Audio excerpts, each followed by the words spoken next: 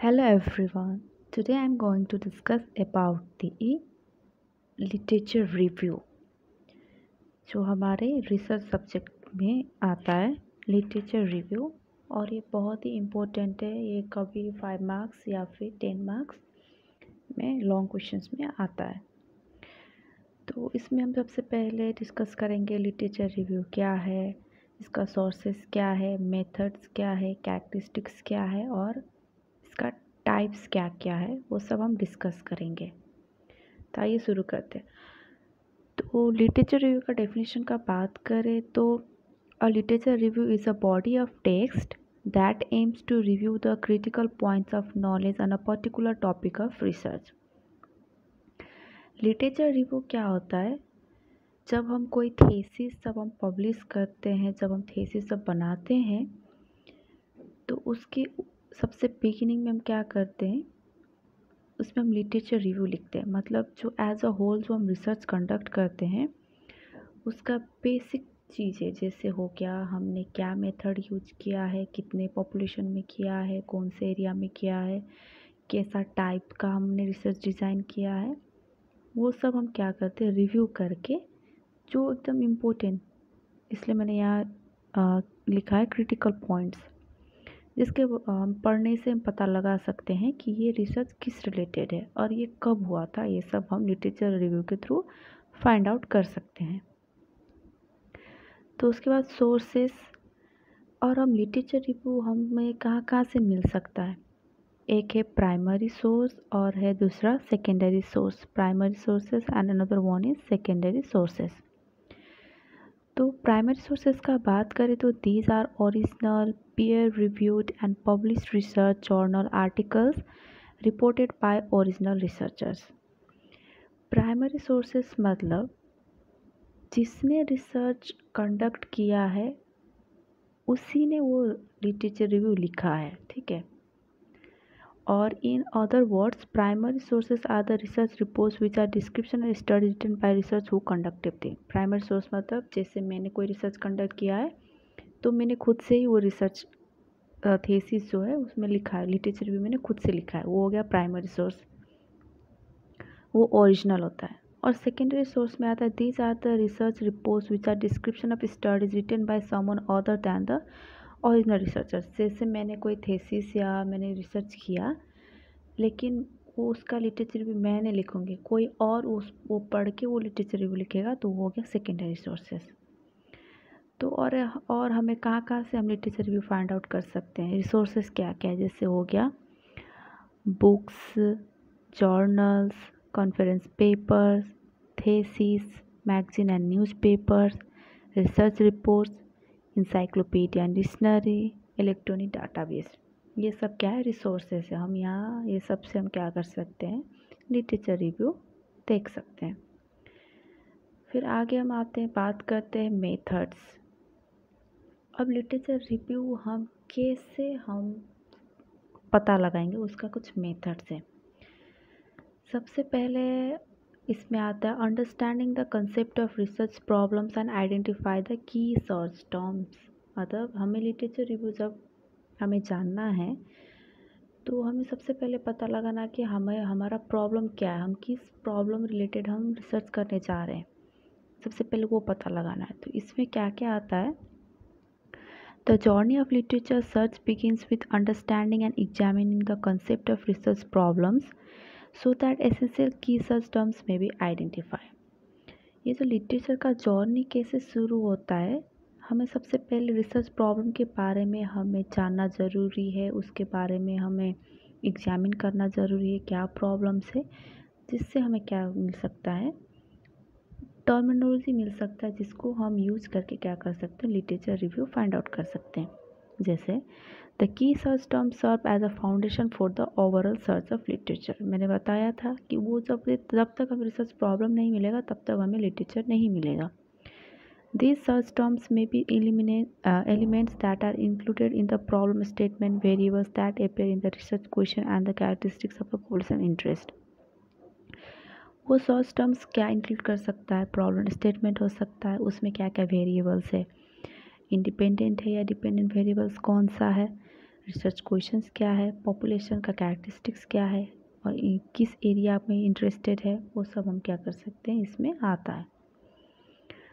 फिर उसके बाद हम क्या करेंगे, अंडरस्टैंडिंग करेंगे रिसर्च प्रॉब्लम। फिर उसके बाद हम आएंगे आइडेंटिफाइंग द रिलेवेंट सोर्स। अब हमें कहाँ से मिल सकता है, जैसे after understanding the concept of research problem and identification of key search terms we need to locate the relevant source of literature review. अब हमने तो कंसेप्ट पता लगा लिया, की सर्च टर्म भी मतलब फाइंड आउट कर लिया, तो अब हमें क्या करना ज़रूरी है, सोर्सेस पता लगाना ज़रूरी है। इसके लिए the journals are considered as superior and up to data source compared to books and other resources because books are considered outdated by the time they are published after a long process। तो हम क्या कर सकते हैं, क्या क्या मैंने already resources बताया, हम वहाँ से लिटरेचर फाइंड आउट कर सकते हैं। However, contribution of book can be ignored in literature review, but in present scenario, electronic literature sources are most commonly preferred resources for literature review because of easy and quick access of vast amount of research database than manual search। तो अभी का हम context देखेंगे तो पहले क्या करते थे, हम बुक से या कोई जो ऑलरेडी रिसर्च पब्लिश्ड हो गया रिलेटेड, उससे हम लिटरेचर रिव्यू फाइंड आउट करते थे, पढ़ते। लेकिन अभी क्या है, इंटरनेट के इस कंडीशन में हम क्या करते हैं, थ्रू इलेक्ट्रॉनिक डाटाबेस मतलब इंटरनेट पे भी हम सर्च करके हम लिटरेचर रिव्यू फाइंड आउट कर सकते हैं और हमें लिटरेचर रिव्यू कर सकते हैं। तो हो गया। फिर उसके बाद हम क्या करेंगे, सर्चिंग द लिटरेचर। ये होने के बाद अब हमें सबसे पहले प्रॉब्लम पता लग गया, रिसर्च प्रॉब्लम, हमने सोर्सेज फाइंड आउट कर ली। अब हम कहाँ जाएंगे, अब हम सर्च करेंगे literature. Having selected relevant source of literature review, the next step is to identify in a structured way the appropriate and related information। अब सोर्सेज पता लगा तो अब हमारा नेक्स्ट स्टेप क्या है, हमें लिटरेचर एप्रोप्रिएट इन्फॉर्मेशन हमें क्या करना है, निकालना है। तो उसके लिए nowadays search are undertaken most commonly using computer, electronic database और search engines. However, keywords need careful consideration in order to select terms that will generate the data being sought। The traditional method for literature search is manual search from the hard copy of journals that are especially related to topic of interest or those that are likely to cover the topic। मैंने already आप सभी को बताया कि पहले क्या होता, उतना इंटरनेट नहीं था, उतना यूज़ में नहीं था इंटरनेट, तो सब क्या करते थे, जर्नल्स के through literature review find out करते थे। पर अभी हम क्या कर सकते हैं, इलेक्ट्रॉनिक डाटाबेस मतलब सर्च करके हम लिटरेचर रिव्यू निकाल सकते हैं। अब हमने लिटरेचर मतलब सर्च किया, अब हम क्या करेंगे, लिटरेचर को analysing and synthesising the literature करेंगे। After collecting the relevant literature, it is the stage to analyze and synthesize the collected literature। अब हमने कलेक्ट कर लिया लिटरेचर रिव्यू, तो अब हम क्या करेंगे, उसको एनालाइज सिंथेसाइज करेंगे। There are several sub-stages or system to achieve this purpose। The most popular simple method referred to as the preview, question, read, summarize system। तो सबसे पॉपुलर क्या है, इसका मतलब PQRS। मैं इसका बना दूँ, आप किसे कर सकते PQRS। इसके थ्रू आप एनालाइसिस सिंथेसिस कर सकते हैं। पी से हो गया प्रीव्यू। प्रीव्यू में क्या था, this begins with an initial quick overview और preview of the articles through an abstract और summary of the articles given at the beginning of each article to get a sense of what the article is about and whether it is worthy of inclusion for further studying. आप जब कोई thesis आप जब पढ़ने जाओगे तो आप सबसे पहले देखना ऊपर लिखा होगा अब्स्ट्रैक्ट बोल के, मतलब वो सबसे बेसिक कंक्लूजन है ओवरऑल रिसर्च का। तो आप प्रीव्यू मतलब क्या करेंगे, हम वो अब्स्ट्रैक्ट पहले पढ़ेंगे, वो पढ़ के हम पता लगाएंगे हमारे काम का है कि नहीं है, तो हम आगे पढ़ेंगे, नहीं है तो हम क्या करेंगे, दूसरा रिसर्च हम देखेंगे। प्रीव्यू हो गया। फिर दूसरा आता है question, read and summarize. In the question stage questions are asked of each article under review. इसमें क्वेश्चंस हम पैटर्न क्या क्या क्वेश्चंस पूछा गया है उस लिटरेचर रिसर्च में, वो सब हम देखेंगे। फिर आता है here several writers have suggested using and indexing a summary system to assist the review process. तो हम उसमें क्या क्या करें, क्वेश्चंस देखेंगे, उसको पढ़ेंगे, फिर हम उसमें समराइज करेंगे। ये हो गया एनालिसिस और सिंथेसिस, ऐसे ही होगा। फिर लास्ट में आता है, हमने सब कर लिया, अब हम लास्ट में हमें सब समझ में आ गया कि लिटरेचर रिव्यू क्या है, कैसे हम उसको फाइंड आउट कर सकते हैं, क्या क्या सोर्सेज से हम उसको पता लगा सकते हैं, कैसे एनालाइज और सिंथेसाइज कर सकते हैं। फिर लास्ट में आके अब हम लिटरेचर रिव्यू लिखना शुरू करेंगे। So this is the final step of literature review. After completing the adequate appraisal of literature, it is time to give a serious thought about how to write a draft of literature review. It is essential to avoid long and confusing words and jargon and keep sentence short and one clear message. ये literature review क्या हमारा अब final step पे हम क्या कर सकते हैं, अब हम खुद से हम लिटरेचर लिख सकते हैं। तो एक टाइम है हम कैसे हम एक ड्राफ्ट रेडी कर सकते हैं, मतलब एज सैम्पल लिटरेचर रिव्यू हमें उसका आइडिया आ जाएगा। फिर हमें ये भी बहुत ध्यान रखना है कि हम जब भी लिटरेचर रिव्यू लिखेंगे तो हमें लॉन्ग लॉन्ग सेंटेंसेस हमको अवॉइड करना है, और जो भी हम वर्ड्स यूज़ करेंगे वो बहुत क्लीन एंड क्लियर होना चाहिए, वो कंफ्यूजिंग नहीं होना चाहिए, और सेंटेंस जितना हो सके हमको शॉर्ट रखना है, जिसके एक ही सेंटेंस हो, पूरा क्लीन एंड क्लियर हो, विदाउट कंफ्यूजिंग वर्ड्स, और वो डायरेक्ट मैसेज देता हो। फिर the spelling and grammar must get due attention and consistency must be maintain in English being used. और जो भी हम ग्रामर स्पेलिंग यूज करेंगे वो क्या होना चाहिए, बहुत ही इंग्लिश में मेंटेन होना चाहिए और करेक्ट होना चाहिए। The organisation of the literature is an objective manner and the structure of the review are crucial to it comprehensiveness. So वो सब हमें ध्यान रख के क्या करना है, हमको लिटरेचर रिव्यू लिखना है। ये हो गया मेथड्स। अब आता है कैरेक्टरिस्टिक्स। एक लिटरेचर रिव्यू को हम कैसे बोलेंगे कि वो एक गुड क्वालिटी का लिटरेचर रिव्यू है। सबसे पहले होना शुड बी सिस्टमैटिक, मतलब सिस्टमैटिक मैनर में होना चाहिए। सिस्टमैटिक में क्या होता है, सबसे पहले वो किस ईयर पे पब्लिश हुआ है, उसका ऑथर कौन है, ये कौन सा टाइप का लिटरेचर है, उसमें कौन सा डिज़ाइन यूज हुआ है, मेथोडोलॉजी क्या है, उसका हाइपोथेसिस क्या था और रिज़ल्ट क्या आया, वो सब क्या होना सिस्टमैटिक वे में होना चाहिए। और फिर शुड बी फ्री फ्रॉम बायस, उसमें बायस नहीं होना चाहिए। और फिर होता है शुड बी वेल रिटन, अच्छे से लिखा हुआ होना चाहिए।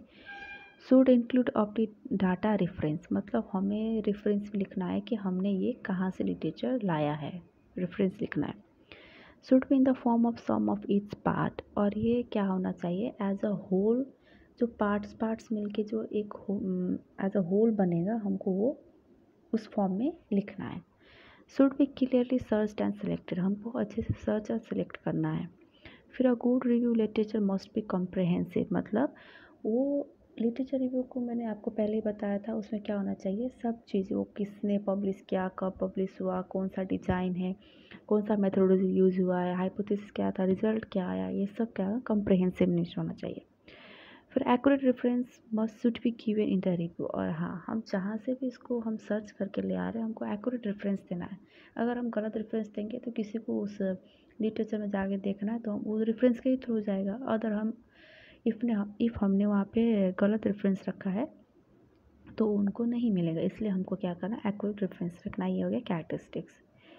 और बाकी ये सब हो गया लिटरेचर रिव्यू क्या है, सोर्सेस, कैरेक्टरिस्टिक्स और मेथड। और एक बाकी रह गया टाइप्स, वो मैं नेक्स्ट वीडियो में डिस्कस करूँगी। तो इसका मैं रिवीजन कर देती हूँ, मतलब इसमें कुछ नहीं है। लिटरेचर रिव्यू क्या है, इसका सोर्सेस, प्राइमरी और सेकेंडरी सोर्सेस, मेथड में क्या क्या मैंने बताया था। सबसे पहले हम क्या करेंगे, हमारा रिसर्च प्रॉब्लम क्या, स्टेटमेंट क्या, उसको अंडरस्टैंड करेंगे, और वो प्रॉब्लम स्टेटमेंट से हम क्या करेंगे, सर्चेबल टर्म्स आइडेंटिफाई करेंगे। वो करने के बाद हम क्या करेंगे, आइडेंटिफाई करेंगे रिलेवेंट सोर्सेस। ठीक है, हम किस थ्रू से हम लिटरेचर भी फाइंड आउट कर सकते हैं। फिर हम क्या कर सकते हैं, सर्च करेंगे लिटरेचर, फिर उसके बाद एनालिसिस एंड सिंथेसाइजिंग करेंगे, फिर लास्ट में हम क्या करेंगे, लिटरेचर लिखेंगे, writing the literature review, characteristics. और फिर ये सब हो गया लिटरेचर रिव्यू के बारे में। आप सबको ये वीडियो अच्छा लग रहा है तो प्लीज़ मुझे सपोर्ट करिए, उसके लिए आप सब्सक्राइब कर सकते हैं। Thank you.